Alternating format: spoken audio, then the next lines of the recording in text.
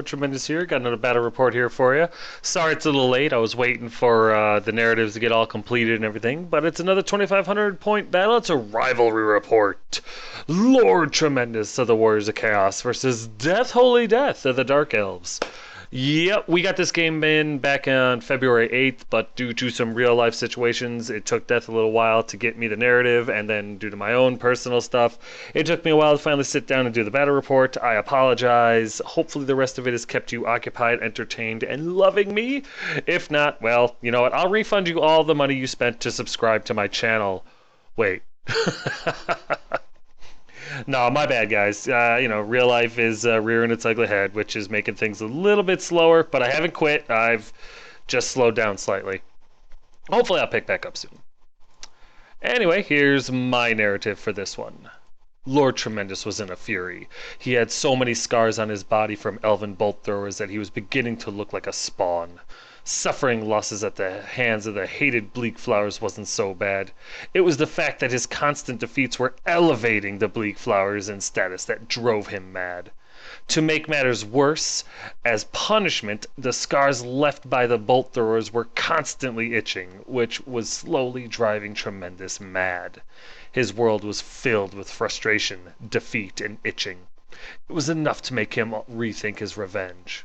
Almost. Tremendous was in the process of gathering up his army anew in order to once again attack the bleak flowers when suddenly he became aware of a voice on the wind. This voice wasn't a friendly voice carried along a natural occurring wind. This voice was being sent at Lord Tremendous on the winds from the warp, better known as the winds of magic. When his voice reached him, its message was burned deep into his mind. It would have been unbearable, even for a demon prince such as himself, had it not been for the fact that the thrice-cursed itching finally stopped once the pain from the voice came. The message was short, precise, and crystal clear. Fail to win the next battle against Lydia, and your demonhood will be revoked. Cold fury stoked Tremendous's being. To have his demonhood revoked, to be descended back to a lowly mortal, was a fate worse than death. He had never heard of it happening before, and had he not known the power of Tzeentch, he would have guessed it was impossible. The prospect terrified him. With new purpose and a terror that gripped at his black soul, Tremendous gathered what forces he could muster and flung them at Lydia's fortress. He would sacrifice every life he controlled if it would buy him the victory he so desperately needed. That was fun, huh? Here's my list. It's pretty much more of the same. I've got my Demon Prince, Lord Tremendous. He's got the Mark of Tzeentch. He's level 3 wizard. He's got a Chaos Armor, Charm Shield, Dragonbane Gem, other Trickster Shards, Soul Feeder, Scaled Skin, Flaming Breath, Poisonous Slime, and the Lore Metal. My hero choices are my Exalted Hero, Enigma, the Banner Holder. He's got the Mark of Tzeentch. He's my BSB. He's a Chaos Steed, Halberd. He's got the Helm of Many Eyes and a Dawnstone. My other one is my Exalted Hero, Kull, the Collector of Souls. He's also Saval, but you get the idea. He's got the Mark of Tzeentch. He's on a Demonic Mount. He's got an Enchanted Shield, Talisman of Preservation, and a Third Eye of Tzeentch.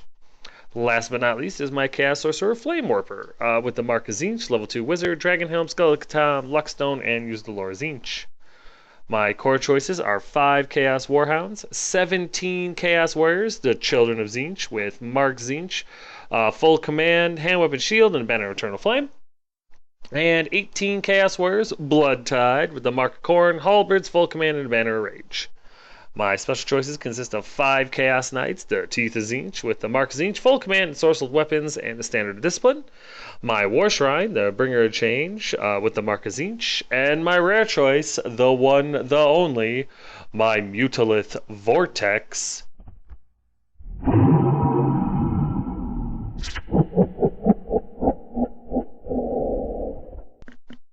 Gotta love the beast. My opponent's list is more of the same. He's got his Dreadlord, Lydia. She's got heavy armor, Sea Dragon Cloak, a shield, Giant Blade, Dawnstone, and the other Trickster Shard. He's got a Supreme Sorceress, Lily Bleakflower, the Supreme Sorceress Harganeth. She's level 4 wizard with the Book of Asher and a Lore of Life. And his hero choices are his Death Hag, Julieta, the Lady of Lacerations and the Cauldron of Blood, and his Sorceress, Tessa, the Apprentice. She's a level 2 wizard, the Tome of Furion, and the Lore of Dark Magic. Last but not least is his master, Idyor, the Housecarl of the Bleak Flowers. He's his BSB, he's got heavy armor, Sea Dragon Cloak, Sword of Might, Enchanted Shield, and the Iron Curse icon.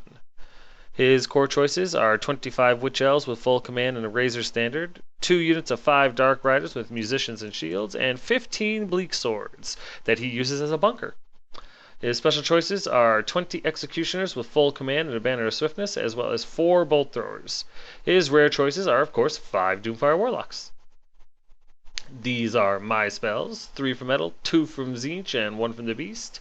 And I did not get his spells because I forgot. Sorry.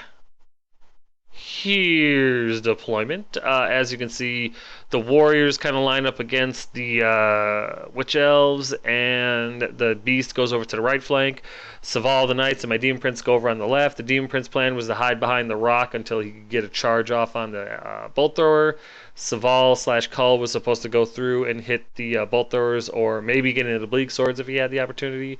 The beast was going to deal with the bolt throwers on my right flank, and everything else was just going to shoot up the middle and deal with the witch elves as quick as they could. Here's my opponent's right flank. There's his warlocks and a unit of dark riders.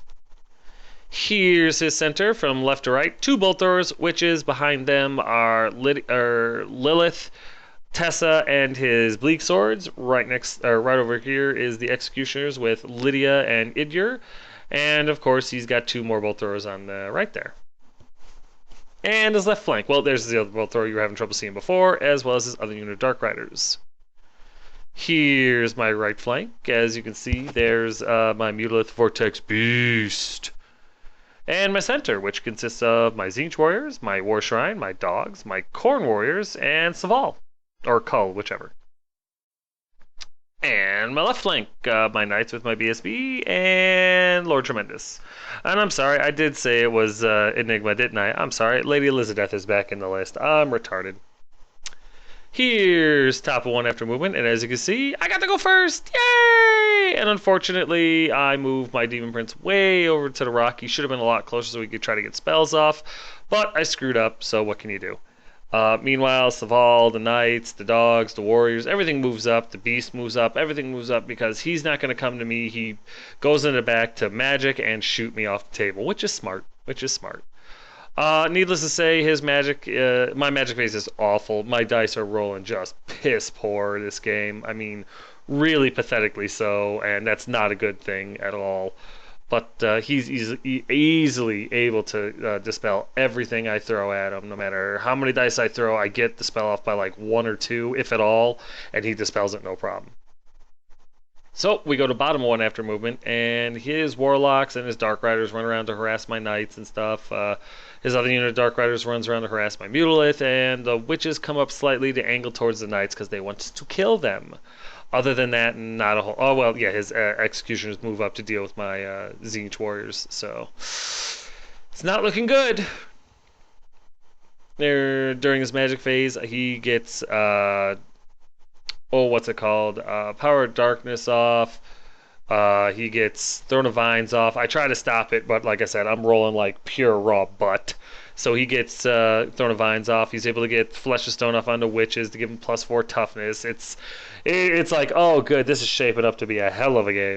So we go to top of 2 after movement, and as you can see, not a whole heck of a lot really occurs. The Demon Prince kind of creeps around the side there, which was stupid on my part, but I'm an idiot. I don't know. It's hard for me to leave the Demon Prince back. I should have went and dealt with the chaff instead of showing the bolt throwers my face, but I did, and I'm an idiot for doing that, and I pay for it. You know it. I know it. He knows it. We all know it. Saval makes a failed charge against a bolt thrower. The Mutalith makes a failed charge against bolt throwers. They kind of tilt up a little bit, so I put the dogs out in front in order to stop the Witch Elves from charging Saval. Maybe in hindsight I should have let the Witch Elves charge Saval. It would have been a flank. They would have ran over there. Maybe I would have gotten a flank into them or whatnot. Maybe not. Who knows? But other than that, the Warriors and the War Shrine move up in order to try to capitalize on whatever comes my way. There's a better picture of the failed charge by Saval into the bolt throwers, and I didn't get a picture of the Mutolith because, well, I was kind of frustrated with my dice at this point because I'm just rolling like butt. So we go to bottom of 2 after movement, and as you can see, the witches really don't move at all. There's no reason to. You know, his stuff is perfectly positioned. There's no reason to charge just yet, so why would he bother? Although I do believe that his witch elves do charge. Yeah, the witch elves do charge into my dogs. I apologize. I just took this picture a little bit earlier than I needed to. Other than that, though, there's no movement. During his magic phase, he gets +4 toughness off on the witches once again. I do try to stop it, and I fail by a landslide. He also gets, what's it called? Soul Blight off on the Demon Prince, lowering his strength and toughness by 1. Yippee! And Tessa gets Power Darkness off, giving her unit +1 strength. And whatever. He gets Doombolt off on my Demon Prince and gets 3 wounds past, his armor and his ward save and his charm shield and, this game. If anything else was going his way, I would literally owe him money. I just don't know what else to do. It's just everything is going his way so incredibly. It's frustrating as hell, but at the same time, you got to kind of marvel at it, you know? Shockingly, the Witch Elves kill all the dogs without taking any wounds for their trouble. I know, I was stunned. And their overrun places them just in front of the warriors, which I was kind of excited about. I thought that would be kind of cool. So we go to top of 3, and as you can see, everything charges that can. My BSB charges in there. The idea was Lady Elizabeth is pretty tough. She adds a banner. You know, she can take out some witches. That'll be cool. The Khorne Warriors charge in and make it. The Tzeentch Warriors charge in and make it. The War Shrine tried to charge in and make it, but there just wasn't any space. And since he was the last one to charge, he was the one left out of the dog pile. The Knights stay right where they're at because I didn't feel like charging them in. Well, they couldn't charge into the, what's it called? The things. The Dark Riders, that's what they are, because Lady Elizabeth charged into the witches, charged out of the unit, so the knights can't charge anything. The Mutolith finally makes his charge, and Saval/Cull makes it into the Bleak Swords, and I did that because I thought he could get in that unit as an Exalted Hero and start smashing Bleak Swords, maybe break the unit. That's a lot of points in that unit, so I was excited about that. You know, the plan was bust up the Witch Elves, bust up the Bleak Swords, take out some Bolt Throwers. The Demon Prince tries to charge a Bolt Thrower and fails because I don't even know why. He needed like an 8 in order to make it, and I rolled like a 4. It was frustrating in every way possible. It's just, my dice. Oh well. Anyway, here's a better picture of the Warriors and Lady Elizabeth making it into the Witches. And there's a better picture of the Mutolith making it into a Bolt Thrower, which is awesome. And there's Saval slamming into the Bleak Swords, trying to give the ladies a little something to think about. And my Demon Prince, although he failed his charge, he is able to magic a Bolt Thrower off the table. I think he uses Searing Doom, which causes the other Bolt Thrower to panic, which is great because now my Demon Prince shouldn't die, right? Right? In combat, Tessa answers his challenge and comes forward and dies a spectacular death. In the end, I think he ends up getting like a reroll for his trouble. It's nothing worth even mentioning. In combat over here against the Witch Elves, I flub spectacularly. I am so mad at my dice at this point. I am literally thinking about taking them outside, setting them on fire, and pissing on the ashes. I don't know what else I can do. Maybe I'm just not meant to beat death. Maybe that's what it is. Sorry, spoiler alert. I lose this game. If the next slide doesn't show that to you, then I don't know what you've been paying attention to. I don't know what more I can do against death. My dice are even intimidated by him. I come up into this combat, and I expected to lose a lot of warriors. That's not a surprise at all. Lady Elizabeth gets killed. Yeah, that's right. She dies. She has a 1-up rerollable armor save and a 6-up ward, and she takes 3 wounds. I roll 3 ones, then I roll 2 ones, and I don't roll any 6s, and she dies. I don't know. I don't know. You explain it to me. Yeah. Meanwhile, I lose a boatload of warriors. The Tzeentch warriors hold up pretty well, but they don't really take that many attacks. I think my caster takes a wound, which is to be expected because, you know, life sucks. And the witches, I kill 2 of them. Yeah, that's right. I kill 2 witches. My Corn Warriors hit and wound, I think, 4 times, and he makes 2 ward saves. My Tzeentch Warriors don't wound at all. Yeah, I'm just like, I want to go do any, you know, maybe I'll take up sports. I don't even know. But I lose this combat by a landslide, and everything breaks. He chases after the Tzeentch Warriors, catches them no problem. The Corn Warriors only flee 4 inches. And I'm not 100% if I did this right, but I think I did, and it really doesn't matter either way. But if an enemy touches a unit that's fleeing, especially with random movement or whatever, you know, it's not something that they're, you know, you flee and then the enemy moves forward. If they touch you, you're dead. So the Corn Warriors fled 4 inches, got caught and died. Or the Tzeentch Warriors fled like 7 inches or whatever, and they got caught and died because the ladies, the witches, they pursued 9 inches. 9 or 10, I don't remember exactly how much it was. Well, the Corn Warriors got touched, you know, they got hit by the witches, so they don't just stop, they run them down. The Tzeentch Warriors broke, they were pursued and got hit and run down, which caused 2 panic checks, one on the War Shrine and one on the Knights, both of which fail. The mother effing Knights have a leadership 9 with a standard of discipline, and I roll a 10. The BSB died to blind son of a bitch. Oh, so frustrating. The Knights flee. The War Shrine on a leadership 8 flees. Both units of warriors are just knocked into the dirt by witches, and yeah, maybe I should go and play Elves. I don't even know anymore. I don't know what more I can do. I really don't. There's a better picture of the War Shrine fleeing and running away. There's a better picture of the Knights running and fleeing away, because why not? And with that, we go to bottom of 3. And of course, the fast cav charges the Knights. They flee, they get away, and they're almost off the table. The witches charge the War Shrine that flees a spectacular 11 inches and gets off the table. The executioners, surprised, confused, and a little perturbed, turn around to deal with Saval, who's into the bleak swords. So now that plan is all kinds of screwed. And I think the combat with the Mulith ended up, I think I killed one guy, and no, I killed the unit and I overran into the other bolt thrower, so that's still going on. But his army is turning around to deal with that because, woohoo!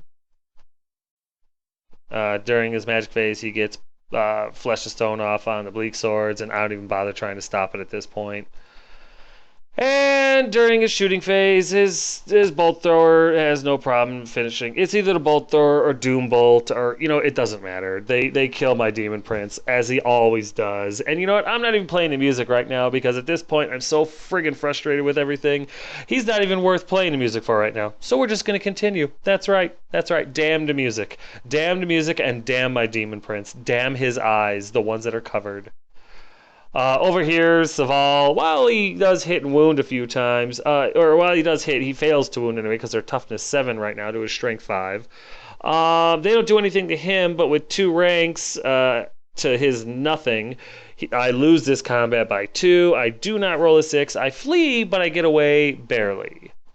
So here's top of 4 after movement. Saval rallies. The Mulith is still in combat with the bolt thrower. Sorry, I'm not sure if we even remember to do this combat. If we do, I don't win it or kill enough to destroy the stupid thing, so there's that.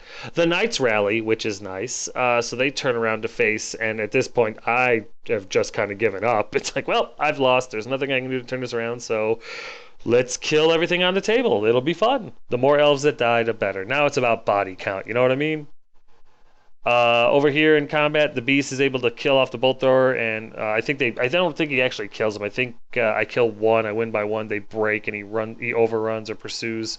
He pursues. Sorry, can't overrun, but he pursues off the table, and he turns around and he'll be back.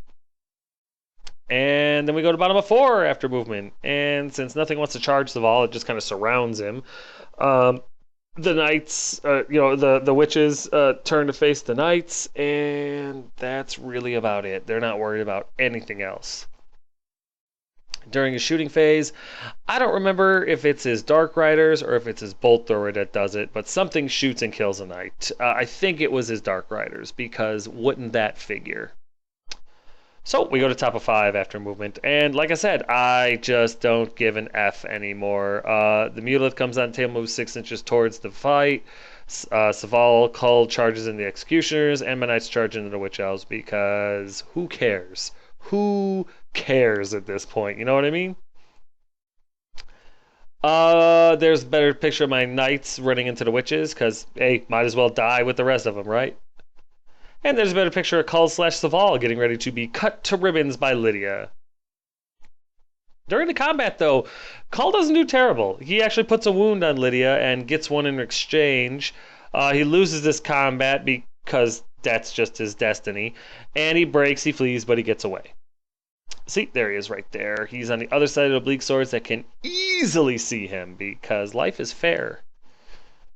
Over here in combat, the witches actually don't do many hits to him. I only get 5 wounds put on my knights, and at a 2-up armor save, or 3-up, I think it's 2 or a 3-up. I can't remember which.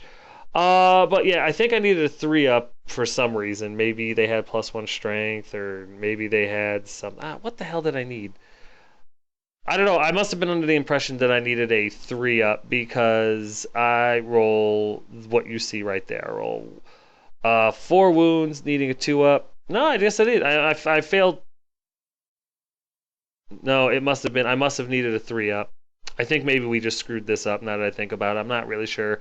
But I needed a 3-up in order to save these guys. I don't remember if they had +1 strength. I don't remember if I know he's got the banner of the Razor Standard, but I don't remember what made it so that I needed a 3-up. But I needed a 3-up, and I roll 5 dice, and I fail 4 of the armor saves, which is just flippin' ridiculous. But it is what it is, I guess. Yet on the flip side of that, I roll their ward save, their 6-up ward save, and I pass 3 of them and fail 1. So 1 knight dies. And the return attacks, I killed 2 witches, which isn't going to be enough to win this combat, but I do end up staying. So that's something at least. And then we go to bottom of 5 after movement, and you're looking at it. Saval gets run down by the fast cav, and I don't remember if it's the fast cav or the warlocks or the bleaks or something runs Saval down. Who cares? The executioners charge into Mutilith, and everything else just kind of turns around in the middle and laughs. Yeah, there it is. Saval got ran down by the Dark Riders because that's what God wanted, I guess. I don't care. There's a better picture of the executioner slamming into the Mutilith, and the reason I show you a close-up picture of the executioners is because we don't get to see their backside very often, and I just wanted to show everybody what they look like. They have cloaks, and they're pretty. Yay! Over here in combat, needless to say, the knights unzip their armor, drop their pants, bend over, and take it in the tailpipe from the witches, because that's kind of what I do when I play against Death. It's no longer about winning against him, it's just about body count. They get killed before they can do anything. They fail their armor saves because I need new dice. I don't even know what to do. And the funny part is, I do so well against everyone else's army. I do so well against other Dark Elves. Well, I don't play any other Dark Elves, but I do well against other people's armies and stuff. I don't know what it is against Death. Whenever I play against him, my dice turn on me, my strategies fail, I make awful, stupid mistakes, and it ends up like this. 3 dead knights on the ground to strength 3 hits. Whatever. Over here in combat, yeah, the beast dies to the executioners, Lydia, and the BSB. That's not a shock or even surprising in any way, shape, or form. And with the beast's demise, that is the end of the game. And as you can see, everything that I have is dead. The only things he's lost are a few bolt throwers and Tessa. I don't suck at this game. I really, really don't. I know it's hard to believe after watching something like this, but I really don't suck at this game, and I'm awful in this one. I don't even know what I'm doing wrong against death anymore. I mean, other than picking up dice and rolling them, there's really nothing I did that was terrible. Putting the Demon Prince out early was stupid, but screw that Demon Prince. He's going to die anyway against this guy. So what am I going to do? Not take him? That actually sounds like a pretty good idea. The next time I face Holy Death, I do not take my Demon Prince because, as you saw from the narrative, if I failed one more time, the Demon Prince is being demoted, and I failed against him again. So the Demon Prince goes to hell, where he belongs. Other than that, as you can see, everything... I mean, the dogs baited the witches. They took the bait. They ran in. 2 units of warriors and my BSB slam into them. And not only do I fail to do anything, I fail so spectacularly, I lose both units of warriors and my BSB, my war shrine, and my knights flee. Oh, I need a drink. I need a drink really bad. But yeah, that's what ends up happening there. And anyway, you know what? We'll get to that in a second. Or I'll recap a little bit better in a second, because right now it's time for a quick timeout.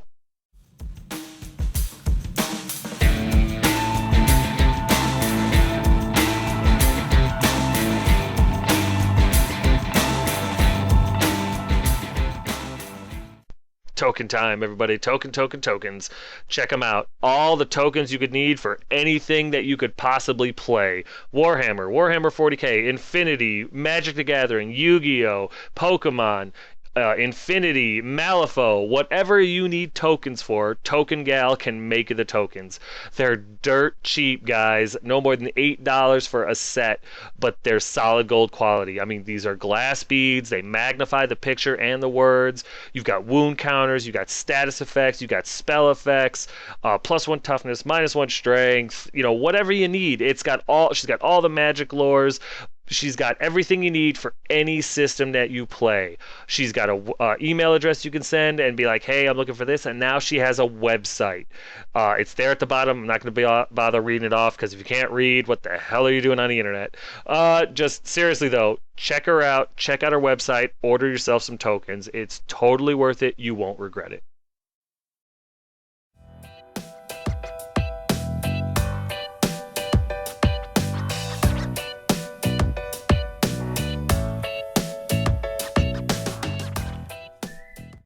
Hey guys, I know I've already talked to you about this before, but you should really check these pictures out because they were all painted, including my model, by Unleashed Wargaming. And they have their email right up there at the top of the page, and they've also got it down there. They got a YouTube channel. He's working on a website. It's not quite ready yet, but yeah, really, if you get a chance, check these guys out. If you're looking for someone to paint your stuff real good, seriously, check these guys out. Go to his, send him an email, check out his YouTube page. It's really worth your time. It's a phenomenal job. It's quick, it's painless.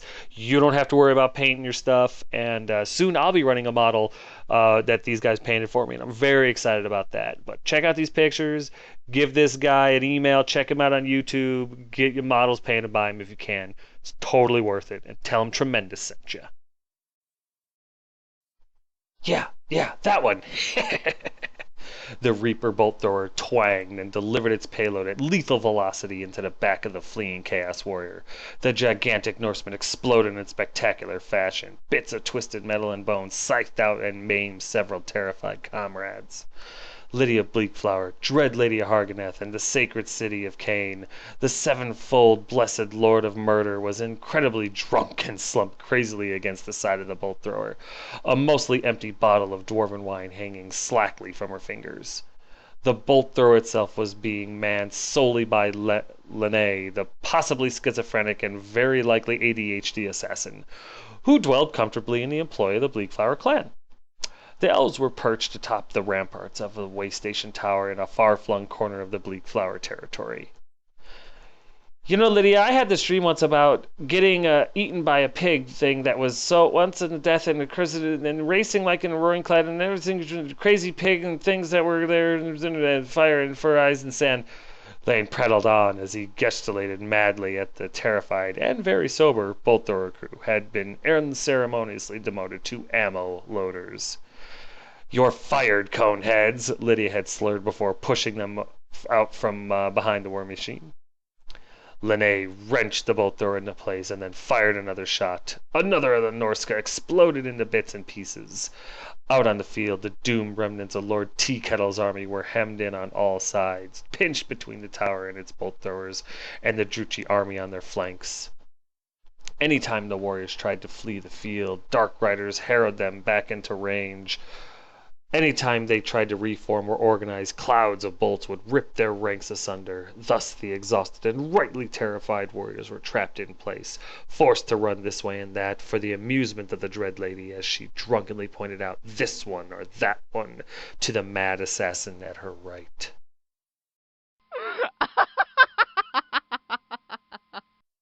On the dark side of the tower, a figure slowly scaled his way up. A vast brute of a man, clad in furs and chainmail. He clenched a dagger in his teeth as he pulled himself meter by meter up the steep face of the tower. His name was Tormund, and he was a warrior of Lord Tremendous. He had separated from the mass below and infiltrated the tower. Now he would climb to the summit and kill the Druchi woman. Then the gods would shower him with gifts and exhalation, and he would know power greater than mortal men could dream of. Tormund pulled himself to the lip of the ramparts and listened, his muscles aching as he clung to the rock. He could hear the Druchi woman laughing madly. She sounded intoxicated beyond belief. He risked a look over the edge and saw her, leaning against the stone of the fortress and gesturing crazily. She seemed to be telling some sort of story in the dark elf tongue. Two other Druchi cowered in the corner next to a box of bolts. A lone figure dressed entirely in black, with a hood and mask obscuring his face, manned the bolt thrower. He seemed to be talking at high speed about something completely unrelated to what the dark elf general was going on about. Tormund grinned to himself. This was almost too easy. He hauled himself over the ledge and made his move. Lydia squinted blearily at the hulking figure that threw itself across the ramparts and hurtled toward her with astonishing speed. The gigantic figure roared as it closed with the drunk elf and thrust its dagger at her throat. The dagger scraped the wall against which the woman had been slouched only moments before. The brute gasped in surprise as steel sparked against stone. Lydia quickly darted back in and smashed the bottle of dwarven wine against the Norseman's head. She instantly regretted it as she watched the precious liquid stream down his dirty hair. That wine costs a fortune. The figure roared in pain and spun around, ripping a sword from a scabbard at his hip. The sword looked to be hewn from stone and glowed a sickly green in the black night. His eyes were wild and filled with rage. A long, mangy beard hung from his ridiculously square human face. Lydia could see that his teeth were yellow as he snarled a curse at her. She stifled a giggle as he leapt at her, and then fell flat on his face, spasming on the ground and frothing from the mouth. A throwing dagger protruded from between his shoulder blades, buried up to the hilt in his corded muscle. Linné glided past the seizing warrior to a small table set against the wall. A small plate of pastries was set out on a silver platter. The assassin picked up a couple and shoved one in his mouth, all the while prattling on. "So like I said about the pigs, they were like this big," he held his arms to his side, "and they had teeth the size of knives and breathe fire, and I think they live in the sewer."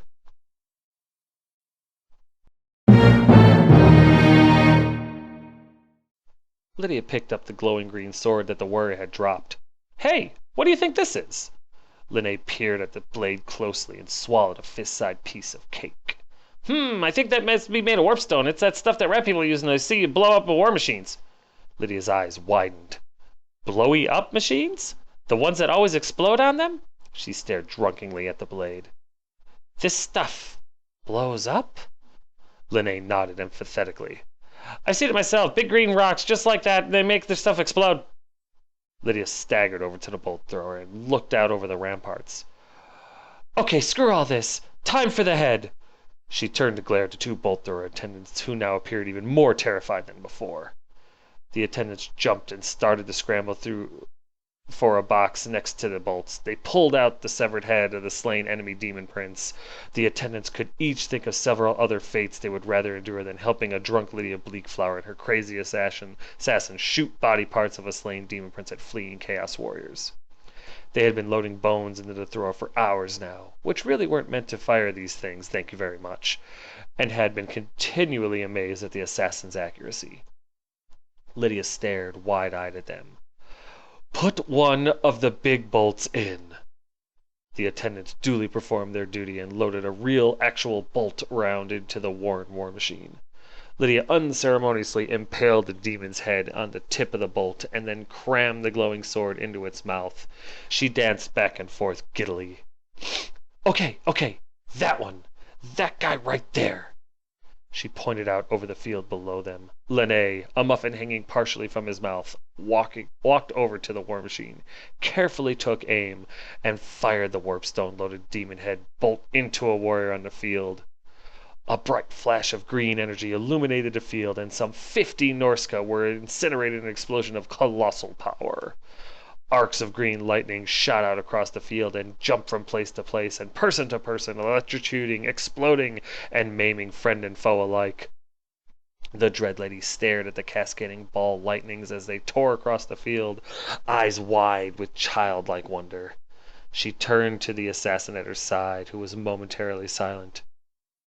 "We have got to get more of those swords," she hiccuped and stooped down to pick up another bottle of wine from the floor. She popped the cork and took another swig. "Okay, now that guy. That one right there." Well, guys, there's the rivalry score for you there. Lord Tremendous versus Death Holy Death. I've won 5. We've tied 0, and he's won 11. I don't even know what to do. No, I mean, I whine and I complain a lot. I know. It's kind of part of my charm, right? But no, I do enjoy our games. It's true. It's just I don't know what I'm doing wrong against him, other than he's just better than me at this game. And I can respect that. I actually don't have a problem with it. But I do have a problem with losing constantly. I'd like to win at least one more, in the next month or two. But we'll see. His luck has got to run out eventually, right? Oh well. But yes, another embarrassing loss for Lord Tremendous. I just don't know what to do against Death. I don't. I mean, he's truly living up to his moniker. He is Death incarnate for me. The Warriors Chaos lost everything. I got tabled again by him. He lost 3 bolt throwers and Tessa, which means he really didn't lose anything. I just don't know what I can do to beat him. Everything that I try, it really comes down to my dice turn on me, and he capitalizes on everything I try to do and fail at. It's to the point now where he kind of expects my dice to turn on me so he can take full advantage. I don't know. I don't know what I could have done. It was really disheartening, but it is what it is, I guess. I mean, I know I do make some terrible mistakes in our games. But for Death to beat me so completely every time we play, I don't even know what to do. He's damn good, though. I hope I can get up to his level one day. I really do. But you know what? I'm still having a blast. He's still a great opponent. Still looking forward to the rematch. And if nothing else, I'm really enjoying our narratives. They're hilarious. In this particular one that he wrote, where the assassin is firing bones of a demon prince into fleeing Norsemen, and then the random warp stone in the failed Chaos Warrior assassin's scabbard blowing up 50 guys and a bunch of his Dark Riders that are running. That's awesome. Only Death. But yeah, guys, that's going to do it for this one. Sorry it took so long to get out. Like I said, real life just kind of got in the way of good fantasy, and I'll try to not let that happen too much again. But hey, got to take care of real life first, right? But as always, I hope you guys are still enjoying this as much as I am. And if you have any questions, comments, concerns, or complaints, feel free to put them in the comment section below, and I'll get back to you as quick as I can. Words are hard. Oh, but yeah, as always, guys, thanks.